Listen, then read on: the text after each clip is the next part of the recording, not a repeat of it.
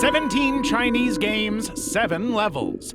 This is an iceberg of the most disturbing games ever to come out of China. We're going to start with some more familiar games, but the deeper we get, the darker and more twisted they'll become. Let's start at the tip of the iceberg. Level 1. Paper Bride 3: Unresolved Love. The third installment of the Paper Bride series thrusts players into Moshui Village, nestled ominously near the Chanling Village, where locals warn against marrying women from that forsaken place. But warnings mean nothing when the shadow of Chanling Village is already hanging over Moshui. When the game opens, our two leads get into a car accident that leaves them stranded in this unusual place.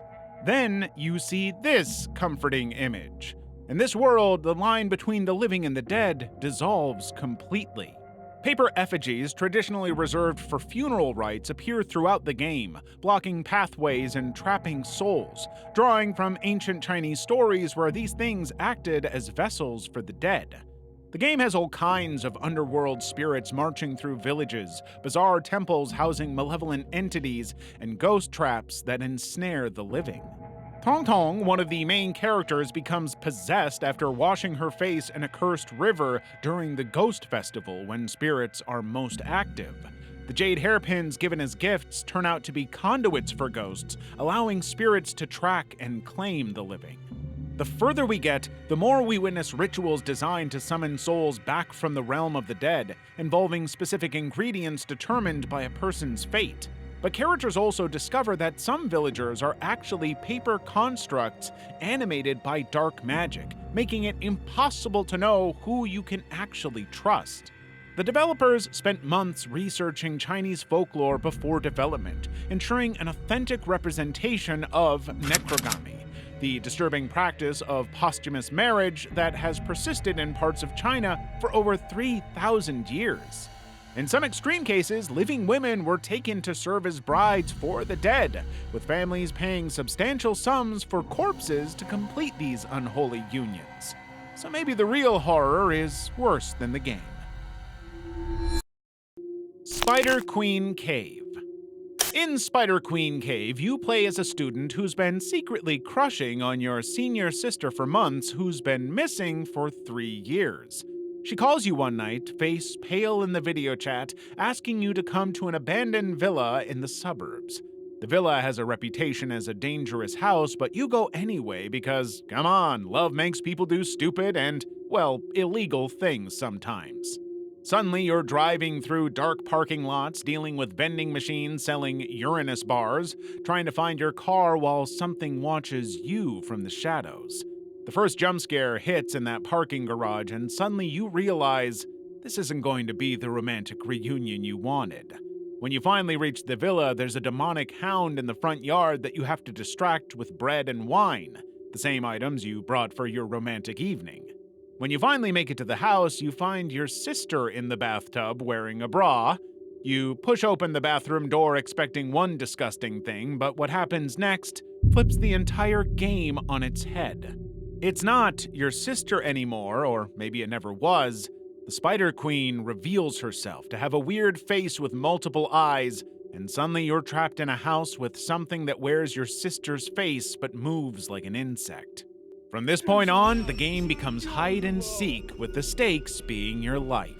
You crouch in closets, listen to her footsteps as she searches room to room, every creak feeling like a countdown to discovery. She moves faster the more progress you make, turning the screws tighter as you collect the spider eggs scattered throughout the house. The basement becomes your hunting ground, but also your worst nightmare. You're gathering resources while this thing that might be your sister stalks you through narrow hallways. Every door you open could be your last. Every corner you turn might reveal those pale eyes watching you. The closets become your lifeline. The game's most disturbing element isn't the jump scares or the crawling figure, it's the uncertainty. Is this really your sister transformed by something horrible, or was this always a trap? The video call that brought you here, was that even her? You'll never get the answer, of course. You just continue to burn her eggs one by one, watching this thing that shares your sister's face become more aggressive with each flame. And the whole time you're wondering if you're destroying the only person you ever loved, or finally putting an end to something that was never human at all. Level 2. Incantation. The Taiwanese horror game Incantation drops you into the role of a desperate mother who stumbles into Chen Village while searching for her missing daughter. This game adaptation pulls directly from the 2022 found footage film that became Taiwan's highest-grossing horror movie of all time, set in a world where folklore bleeds into reality through cult worship and ancient curses that refuse to stay buried. Chen Village is essentially a living trap designed around the worship of Mother Buddha, a malevolent entity borrowed from Southeast Asian religious traditions. The cult members who control this place have built their entire existence around appeasing something that feeds on human offerings. Every place in this world serves the same purpose, maintaining the delicate balance that keeps their cursed deity contained while slowly consuming anyone who dares enter. You're not hiding from the demon necessarily, you're hiding from the cult members who patrol the village. You can't fight them, you can only avoid them while searching for clues about your daughter's whereabouts. As you feel totally helpless, forced to just keep pushing forward after every near miss or every glimpse of a ritual. Because incantation is built on genuine religious practices. The game centers around the chant Hao Ho Shu Yi Si She Wu Ma, which the actors later revealed translates to "Good fortune follows upon disaster, disaster lurks within good fortune." But the way it's presented in the game as both salvation and damnation is so ambiguous that it's hard not to see real religious experiences in it. These chants are their way of spreading their curse among more people, diluting its effects by sharing the burden. Every time you hear the incantation, you're participating in a ritual that may be protecting the village while simultaneously trapping you deeper in their web. You're complicit in the very system you're trying to escape. The game presents real folklore and religious elements without explanation, forcing you to piece together a belief system that operates on its own internal logic.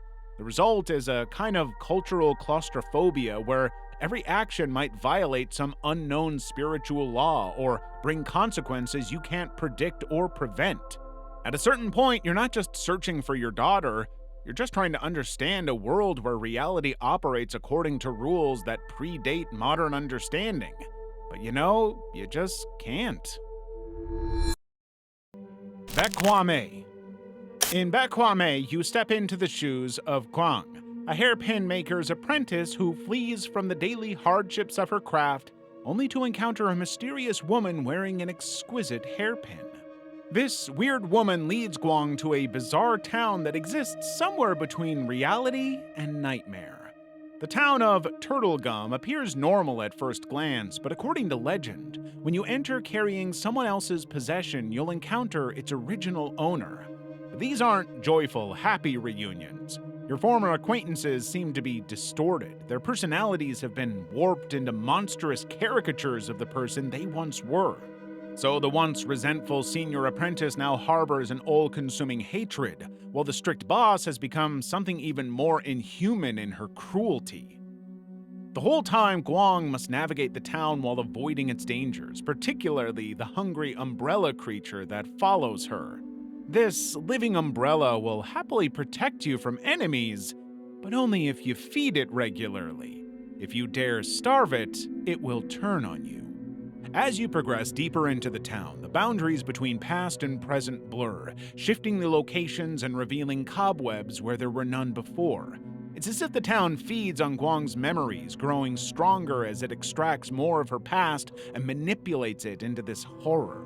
Despite being created with RPG Maker, Baekwame's art direction creates an atmosphere of wrongness. Characters move in jerky, unnatural ways, and environments feel both familiar and alien simultaneously, making us feel exactly how Guang feels about the whole thing. What begins as a straightforward escape gradually reveals itself as something more complex.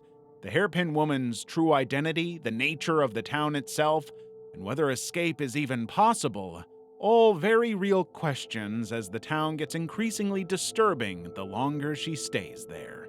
Kinda like our icebergs. If you want to see more disturbing game icebergs, why not subscribe and stick around a while? Level 3. The Back. In The Back, Ranxing walks into what he thinks is just another property assignment. He's a real estate agent, camera in hand, ready to document this sprawling villa for potential buyers. The building sits empty, waiting, and from the moment he steps inside, nothing works the way it should. Suddenly, he's not selling it, he's fighting for survival against whatever the house has planned for him. The mansion stretches through room after room, each one hiding pieces of a conspiracy. Every door Ren opens reveals another layer of the trap he's walked into as the villa fights to keep its secrets from its intruder. The game uses full motion video and live action to place real actors in supernatural scenarios and makes it all feel a little more realistic. The production quality varies, it should be said. When ghosts appear, they're not computer-generated phantoms, but actual people in makeup. Whether that scares you or not, well, it will vary. But each decision point in the game arrives without warning, forcing you to make your choice. For example, do you hide behind curtains when footsteps approach, or do you investigate that sound coming from upstairs? Every choice has a consequence, but the game never telegraphs which choice leads to safety and which one leads to something that will follow you through the rest of the experience. You might make what seems like the obvious choice only to watch your character get pulled deeper into the villa's web. Choose wrong during an early search sequence, and you might find yourself missing crucial information when a ghost child appears demanding answers. The game tracks every mistake, every moment of curiosity, and it uses it against you. Behind all of it, someone is orchestrating the villa's elaborate nightmare. The conspiracy unravels staged accidents, manipulated photographs, and carefully planted evidence that tells a story of death and betrayal, with newspaper clippings revealing that the mansion's former occupants met violent ends under suspicious circumstances. Multiple endings await you based on your choices, but none offer genuine escape. The villa claims its residents one way or another, whether through possession, violence, or simply refusing to let them leave. But ultimately, players discover that even the protagonist's identity might be fabricated. Rescue team records suggest Ranxing died long before he ever entered the building. So, who have you been playing? Firework. In the remote mountain village of Qingtan, a fire at a funeral sets off a chain of events that pulls rookie police officer Lin Lixun into a bewildering investigation. Firework places you in the role of this young detective with an extraordinary ability. He can communicate with the spirits of the dead. The game begins when Lin and his partner are called to investigate the mysterious burning of a coffin. What initially appears to be a simple case of arson quickly spirals into something far more complex as Lin discovers connections to a closed case involving the demise of an entire family. The Tian family tragedy becomes central to the investigation, with Lin's supernatural abilities allowing him to perceive what others cannot. Lin's spiritual mediumship allows him to touch objects and witness memories of the dead, creating a unique gameplay mechanic that blends detective work with supernatural elements. As you investigate through the side-scrolling environments, you'll encounter puzzles that require shifting between the physical world and a spiritual perspective to uncover hidden clues. But you cannot ignore the flickering candles, creepy paper dolls, and bloody imagery. The sound design amplifies the unease with unexpected noises and eerie silences that keep you on edge. At any point, everything could go wrong. As the investigation deepens, Lin encounters Dr. Ye, a figure with suspicious connections to the case.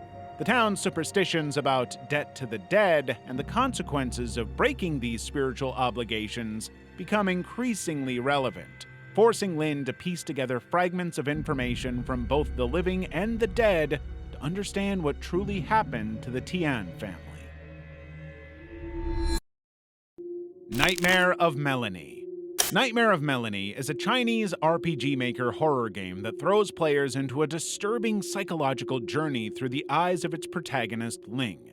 The game begins with Ling waking up in a dark room with no memory of how she arrived there. Everything around her resembles her family home, but none of it is recognizable to her. All of these once familiar spaces are now filled with grief and darkness. As players navigate through this distorted version of Ling's home, they encounter shadows of her family members, unsettling murals on walls, and disturbing diary entries that warn Ling not to continue forward, as though someone or something is warning her. That's where the game finds its scares, the slow realization that this whole nightmare is built from Ling's own fractured psyche. At every turn, players are forced to confront internal fears through Ling's experiences. Throughout the game, Ling hears her own voice echoing back at her, creating an unsettling dialogue between her conscious and subconscious mind, guiding and misleading her, blurring the line between reality and delusion.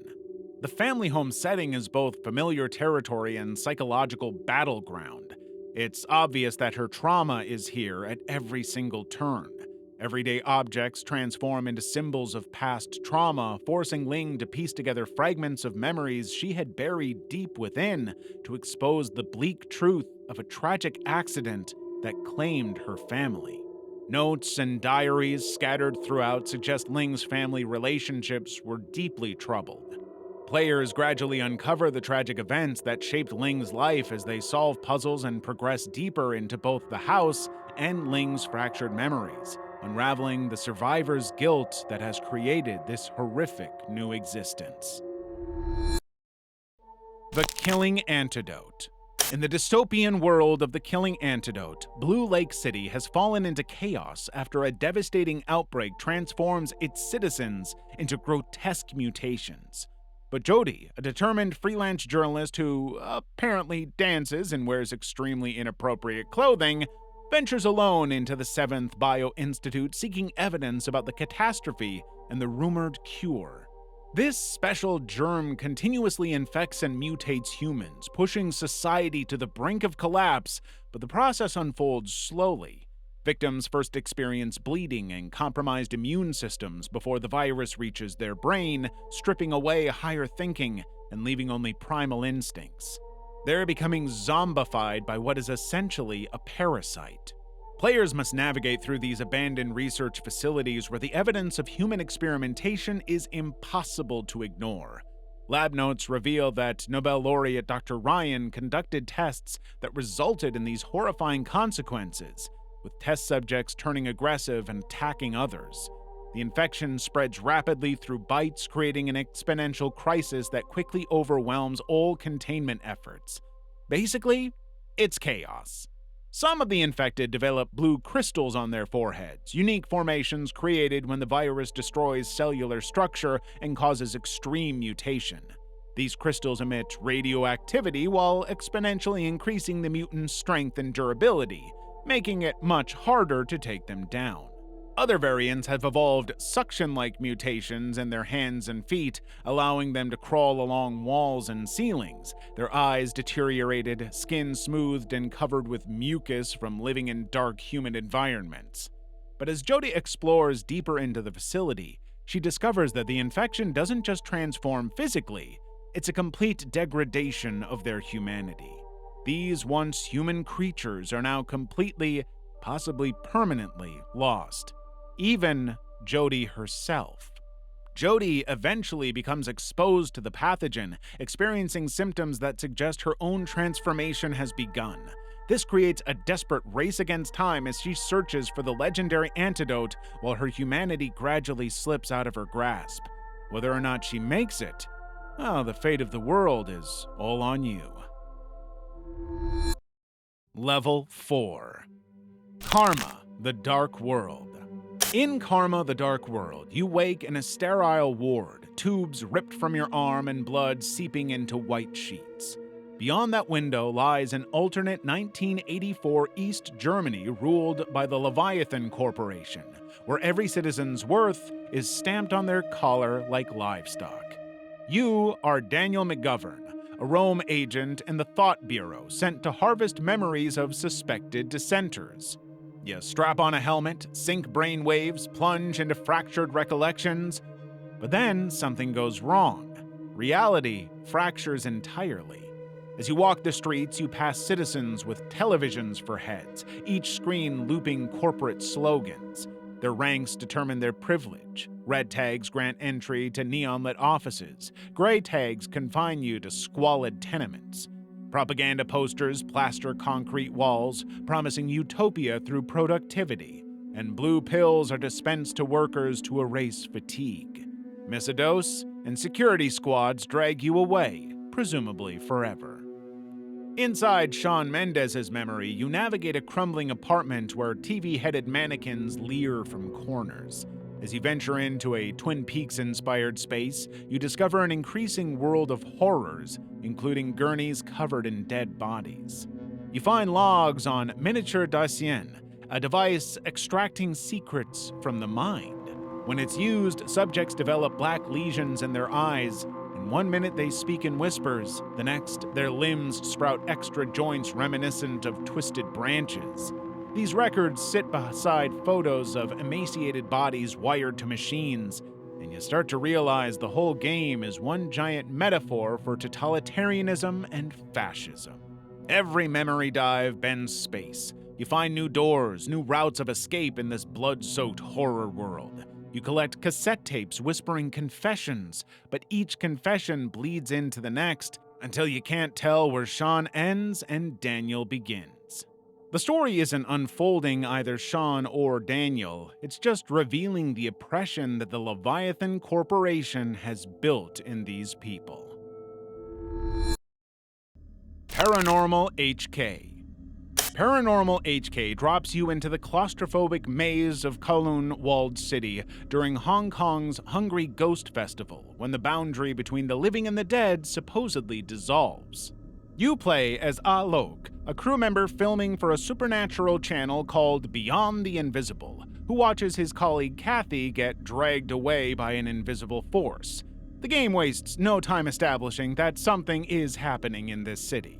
The Kowloon setting is a deliberate choice that amplifies the horror. This was once the world's most densely populated place, a lawless enclave where buildings reach 10 to 14 stories with only 2 elevators for the entire settlement.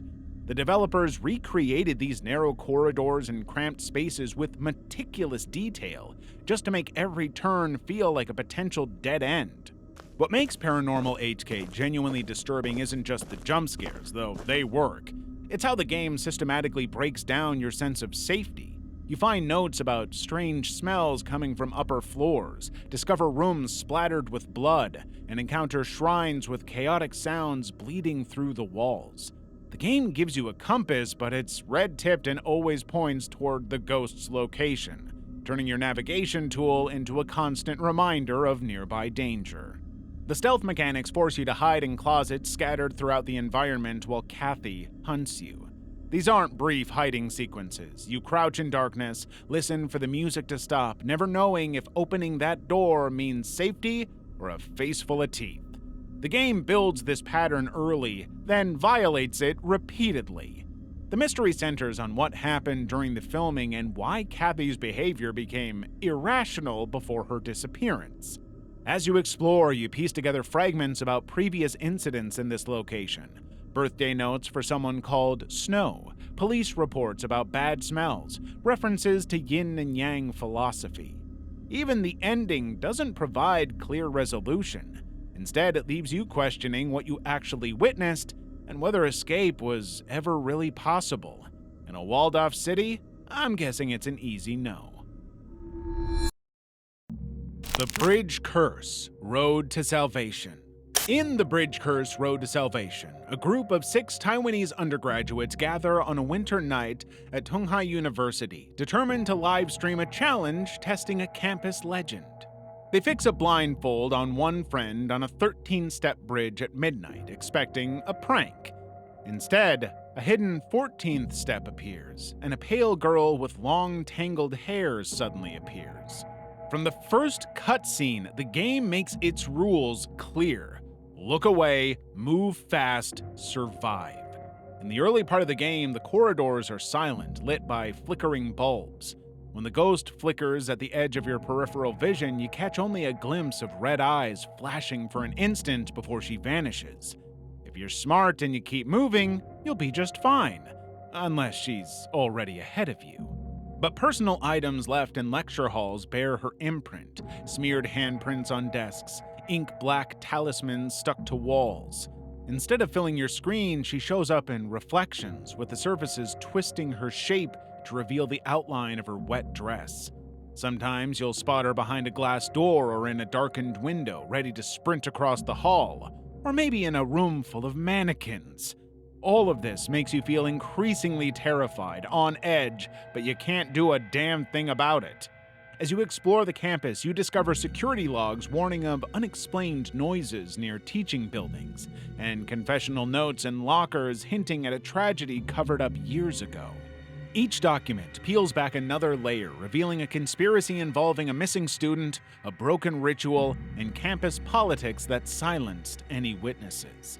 As the ghost stalks, you can hide in lockers or porta potties, but in doing so, you hear her soft footfalls and blood-curdling whispers.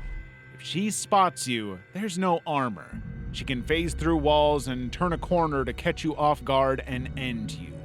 When at last you reunite with your friends in the Dairen building's elevator shaft, the final echo of her wail confirms the secret. This ghost was betrayed by her friends. Now she never sleeps, and the only way out is to complete the ritual or become the bridge's next unseen step. Level 5. Detention. In January 2017, Red Candle Games released Detention, a horror game that ended up causing so much controversy in its home country that governments in China and Hong Kong pulled it from shelves, blaming it for inciting anti-state sentiment. What could possibly be so offensive? Walking into Greenwood High during a violent storm, Wei Chengting discovers empty classrooms and chalk warnings of martial law. As the school starts to become increasingly surreal and flooded, the player starts to notice sinister shapes around every corner. The school is possessed by something. The player follows Wei's footsteps deeper into a world where political rebellion led people to be disappeared, or worse. Under the very real case of Taiwan's White Terror, any whisper of free thought or handwritten invitation to a forbidden literature club would make an informer's name be scrawled in red ink and disappear forever. Suddenly, the riverbed outside the school bleeds red, and a ritual scrawled on the blackboard calls for someone to end Wei's life, forcing him to survive by confronting the regime's ghostly echo somehow. Doors locked by unseen generals creak open, and hidden journals chart the grim crackdown, from students caught copying banned poetry to teachers dragged into interrogation rooms, all of their families torn apart by loyal informants in uniform. The game is forcing the player deeper into Taiwan's suppressed anti-communist history. In every room, you find evidence of a person who once belonged there, now reduced to shadows or nothing more. No wonder the Chinese government didn't want anything to do with it. Bloody Painter Dating Sim. If you're at all familiar with conventional dating simulators, then Bloody Painter Dating Sim will seem pretty familiar. Well, kind of. Players wake up imprisoned by a serial killer known as Bloody Painter and must survive 7 days while their choices determine the outcome of their relationship with their captor. Essentially, you're the victim, but not entirely. The visual novel totally breaks down the boundary between victim and willing participant. The player character doesn't escape when given opportunities. They stay to care for their captor when he falls ill, cook meals for him, and gradually develop genuine affection. The game mechanics reward players for making choices that deepen this toxic bond rather than even trying to seek freedom. The manipulation works both ways. Players must carefully manage Bloody Painter's moods through displays of affection, understanding his artistic process, and showing interest in his work, which, by the way, involves using human victims as art materials. But you might already know that. The game even presents moments where the player character asks him what kind of artwork they'll become, turning their own potential demise into a topic of casual conversation. Bloody Painter himself oscillates between moments of tenderness and detachment about his victims. He explains his creative process matter-of-factly while teaching the player character to cut human flesh, guiding their trembling hands in what the game frames as an intimate bonding moment. There are even scenes where players can choose to prepare meals using human meat, with Bloody Painter commenting on the taste. The game offers 10 different endings, split between 6 bad endings and 4 good endings. The good endings include scenarios where the player character becomes Bloody Painter's apprentice, learns his methods, or enters into a romantic relationship with them. Some endings involve the player character transforming into someone similar to their captor, suggesting that prolonged exposure has fundamentally changed them. The bad ones, I think you can imagine. Players describe feeling simultaneously attracted to and disturbed by the character, with some players admitting they developed romantic feelings for a fictional killer. As it turns out, the game's 40-minute runtime allows just enough time for Stockholm Syndrome-like attachment to develop. The developers eventually included content warnings acknowledging the unrealistic nature of developing romantic relationships with killers, yet the game mechanics actively encourage exactly that outcome. I think it goes without saying that you really shouldn't try to date a killer. Level 6. Pupil Wandering VR. In Pupil Wandering VR, you step into the shoes of Yulan, a young woman who receives a letter from her sister after 3 years away at school. But when she returns to her childhood home, she discovers that literally everything has changed in ways that defy rational explanation. The game operates entirely around a single mechanic that becomes your lifeline and your curse. A traditional moon lantern that serves as your only source of light in the suffocating darkness. But the lantern also reveals the supernatural forces surrounding you. When spirits lurk nearby, the lantern glows red, warning you of immediate danger. When it turns purple, hidden objects and clues materialize that would otherwise remain invisible to you. All of this creates a constant state of dread because you're never truly safe, and you're never truly alone. Add in the VR aspect, and you have something insanely scary. Now you're physically holding the lantern as you navigate these narrow corridors lined with hair and bodies hanging from doorknobs, and claw marks scratched into the walls, having to hear the ghostly whispers directly in your ears while shadows move just outside your peripheral vision. When you lean forward to examine a creepy doll with its face burnt out, you're genuinely leaning into that space. It's about as scary as a horror game can get, honestly. Even the house itself seems out to get you, with rooms locking you inside until you solve disturbing puzzles. You find notes written in childlike handwriting, begging for help, medical reports scattered across bedrooms, and photographs with faces destroyed. But don't think you just solve the puzzles and win. No. Combat requires you to face these entities directly, charging your lantern and striking at the precise moment they attack. The spirits emerge from walls, manifest behind you when you turn around, and follow you through rooms with relentless persistence so you can never truly escape. Now, if you've managed to make it to the end, you'll probably be disappointed since the story is incomplete, given that the game exists in early access. So it just ends abruptly with promises of future chapters that will reveal what happened to Yulan's sister. But the mystery the game does offer up, with those ceremonial references, strange rituals mentioned in scattered letters, and evidence of something terrible that occurred during your absence, suggests that whatever happened, it was extremely, disturbingly traumatic. Chuxi. Chuxi leads players into the role of a paranormal investigator tasked with destroying evil eggs before they birth more powerful demonic entities. You're a demon fetus hunter, but, well, it gets far worse than that. The game's central hook is that it abandons basically everything you know about first-person shooters. Most horror games follow predictable routines. Monsters patrol areas, spot the players, then give chase, yada yada. Truxi's creatures operate on a different logic entirely. The infamous Swing Champion boss moves its head side to side at impossible speeds, dodging bullets with erratic movements that feel more like glitches than considered programmed behavior. There are weird pig-like monsters that stack on top of each other in bizarre formations, creating situations that just feel fundamentally wrong. That uniquely body cam perspective amplifies every disturbing encounter. Unlike traditional first-person games, Truxi's camera mimics actual body-worn recording equipment, complete with realistic movement, breathing sounds, and spatial audio effects. It's a very specific technical choice that transforms routine gameplay into something that feels uncomfortably documentary-like. Players find themselves moving through environments that look and sound real enough to be actual footage from real-life abandoned hospitals and basements.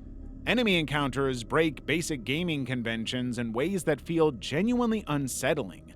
Creatures appear without warning, sometimes dancing or performing movements that serve no tactical purpose. They're not really jump scares in the traditional sense, they just violate the implicit contract between game and player about how these virtual worlds should operate. Honestly, the realistic presentation makes the bizarre enemy behavior even more jarring. When something that looks like real footage suddenly features impossible creature movements, the cognitive dissonance between them makes you genuinely uneasy. Dread Flats. Dread Flats opens with you playing as a paranormal video blogger who rents a room in a notoriously haunted Chinese apartment building, equipped with nothing but a camera and flashlight to document whatever lurks in the shadows. The electrical circuits fail on you first night, trapping you with a dying laptop and forcing you to document everything by hand. The thing that makes the game so effective is that it's not your typical jump scare horror game. Dread Flats builds its terror through suffocating atmosphere and the gradual realization that something fundamentally wrong lives in this building. As you venture through the hallways, you start to hear marble sounds echoing from room 407 above your head, always at the same late hour each night. The game's central mystery revolves around the missing persons who disappeared from this building and the twisted entity responsible for their fate. But the game presents evidence of normal life suddenly interrupted. Personal belongings left behind, meals half-eaten, doors left ajar as if residents simply evaporated mid-routine. The entity itself appears to be an elderly woman, referred to by players as Granny, who stalks you through the building's maze-like interior. When you finally encounter her, the game shifts from atmospheric dread to actual horror. She's got you right where she wants you, and there's nothing you can do about it. This entity has been methodically working through the building's residents room by room, floor by floor, until only you remain. You just didn't realize it until it was too late. Level 7. Welcome to Kowloon. Welcome to Kowloon is set in a regurgitated version of the very real Kowloon walled city, bulldozed in 1993 yet resurrected here as an architect's fever dream. The corridors bend back on themselves, leading to nondescript rooms that feel rewound and replayed with every visit, while doors vanish when approached and staircases collapse into nothingness mid-step. There's no way to keep up. Players chase simple objectives like find a key or reach a landing, but the layout makes no sense. This endlessly looping design shapes a constant uncertainty. Not a single path in the game feels stable, and no exit seems genuine, keeping you on your toes from the very beginning to the very end. And that's before you notice them. On the outskirts of your vision, you might start to notice silhouettes in tattered clothes. They never stand still, never turn, never speak. But here's the thing, you never really know if they're there or not. Just a slight shift in camera angle can reveal a cluster of them perched in dark hallways, as if waiting for an unseen signal to begin moving. Or maybe it's nothing. As if all this isn't keeping you on edge enough, the designers added in some audio cues just to erode your confidence even more. The muffled footsteps, distant murmurs, pained moans, all built to make the silence feel even more uncomfortable. This place, much like its real-life equivalent, is oppressive and grim-looking. It's grimy, full of decay, and bathrooms teem with scuttling insects and pests. It feels like you've just walked right into a historical artifact, one that is actually haunted. Not that people responded well to that. Using the actual Kowloon walled city as a backdrop for the game sparked a lot of debate. Critics have argued that the game cheapens the real suffering of what happened here, that it takes advantage of the overcrowding, endemic disease, and illicit trades that really took place in the city. Essentially, they took what was traumatic for many and turned it into a game. Now, some counter that the game preserves the memory of this time by confronting players with the horror of unregulated urban decay. But you be the judge. If you're in the mood for more disturbing gaming icebergs, why not check out this video on the most disturbing Japanese game?